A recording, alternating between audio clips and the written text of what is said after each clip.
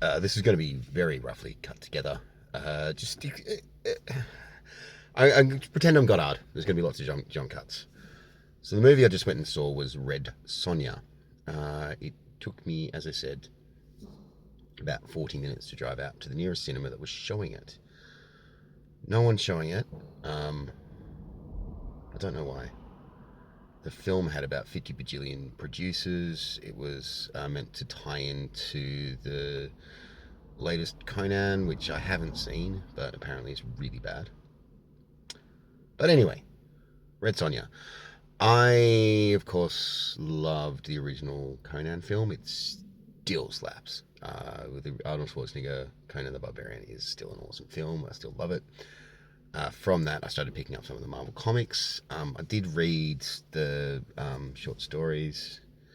They're not really my cup of tea. I mean, he does character really well, but it's Robert E. Howard had his problems. There's some letters between him and H.P. Lovecraft, which yeah. Anyway, he does do character very, very well. Like the characters are engaging, but the stories just didn't grab me. And like the history of the Conan character, at least, is pretty interesting. Like Robert E. Howard claims that the spirit of Conan visited him and insisted that he write down the stories and kept me awake at night until he wrote them all down. Anyway, the comics, I can't actually really remember them. Like I do remember reading them and going, "Oh, these are cool," because they were ultra violent. And they had all these really cool gore effects, and the artwork, black and white, was just, it looked beautiful a lot of the time. And I know I've read some Red Sonja comics, but I'd be blowed if I could remember anything in them. But anyway, the Red Sonja movie from the 80s was, I quite liked it. It wasn't good by any means. It was, yeah, like very poorly acted. The sets looked like they were made of plastic. The fight scenes were a bit, yeah, but it was a fun adventure film. Don't go in expecting anything fantastic, and yeah, it's a mindless fun. So this new Red Sonja film, um, it's very odd. It's very, very, very odd. The costumes look amazing. The costumes are fantastic. I think it's going to be a favorite of cosplayers in the future if anyone actually bloody watches this film. It's nowhere. You can't find it anywhere. It had a limited release in Russia, and then like like very few cinemas are showing it. Anyway. So the costumes look fantastic. The sets are shit. Like seriously, like it starts out with these amazing, nature shots, and then it goes to a set, and it's quite obvious it's a set. It looks like something from the 70s, or you know, not quite as bad as BBC drama, but yeah, it's just the sets look so plasticky, and you can see the detail in them. They put a lot of work in them, but they look like sets. You can tell they're sets, and they're just plasticky backgrounds, and like, oh, we'll dump some leaves here. None of it looks sort of like lived in or real or nature like. It's just plastic. But yeah, and the CG is really shit, like like really shit, like early 2000s shit, and the fight scenes are just terrible.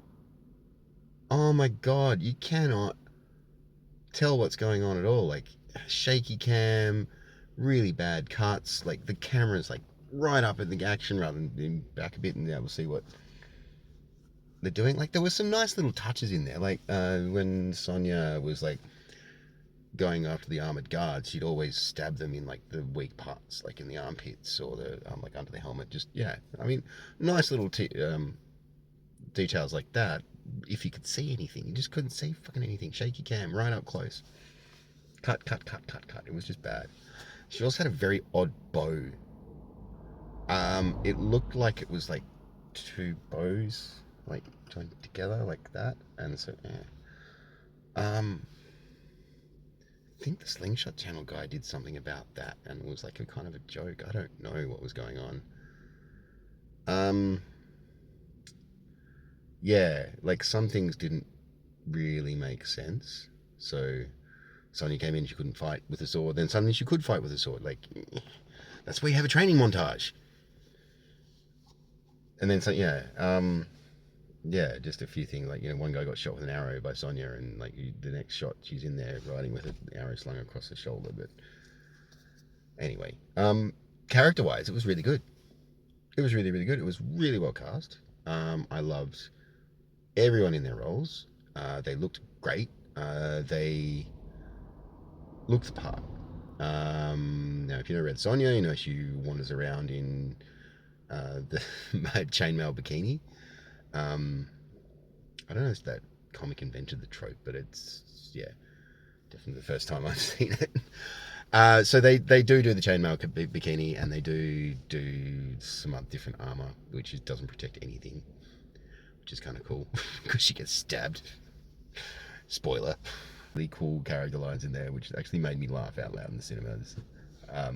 Yeah, character-wise, like following the original source. Well, not even the source material. Following the original Conan books, the characters are really good and very engaging. They did drag out just a little bit too long. They could have like tightened it up a little bit and still told the same story with the same beats. Yeah, look, I wasn't expecting much, but I wanted to see it. There's so much to draw from here, and they just kind of whiffed everything. Like, I think there is a good movie buried in here somewhere. Like, not a great movie by any means, but a good action film, female-led action film is buried in here somewhere. Fix the fight scenes. The fight scenes are terrible. They're so bad. I cannot stress how bad they are. I mean, I can deal with the chintzy looking sets. I can deal with the bad CGI. The As I said, the characters are great. The acting's great. The casting is perfect. But there's just some little tweaks that need to be made to the story. Cut down quite a bit. Maybe throw in a throwaway line that the Arcadians don't dye their eyebrows. It was really distracting the whole time. The eyebrows were the wrong color. But yeah, like there's a makings of a good film here that could possibly made into a franchise. I don't. Films don't need to be made into franchises. Films don't need to be made into franchises and sequels. I'm sorry, but yeah, I'm just confused as to why it was so difficult to see this film. What shenanigans are going on? Yeah, like I've seen a little bit about it. Like it was in development hell for a really long time. But why, when it was released, no one can see it?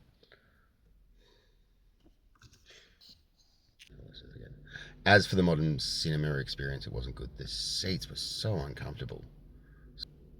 It's probably the worst cinema seats I've sat in this century. They were just so bad. And there was an aisle going right down the middle rather than at the edges, so that you couldn't sit in the middle of the cinema, and there was like 3 of us in the whole place. So, yeah. Really small screen. Sound mix was off. Just a touch too loud. So yeah, modern cinema experience, at least this one in Brisbane, South Bank, not good. Wonder why people aren't going to the movies anymore. And also, like, it started like nearly 40 minutes after the advertised start time. Like, why do you even bother advertising start times if it's going to be whenever you finish playing ads? It's just very frustrating. Like, I understand that you need to put ads in because you need to cover your costs, and cinemas are a huge, big area that takes a lot of rent. So yeah, ads, you need to play ads. I get that, but 40 minutes of ads is no, it was not okay.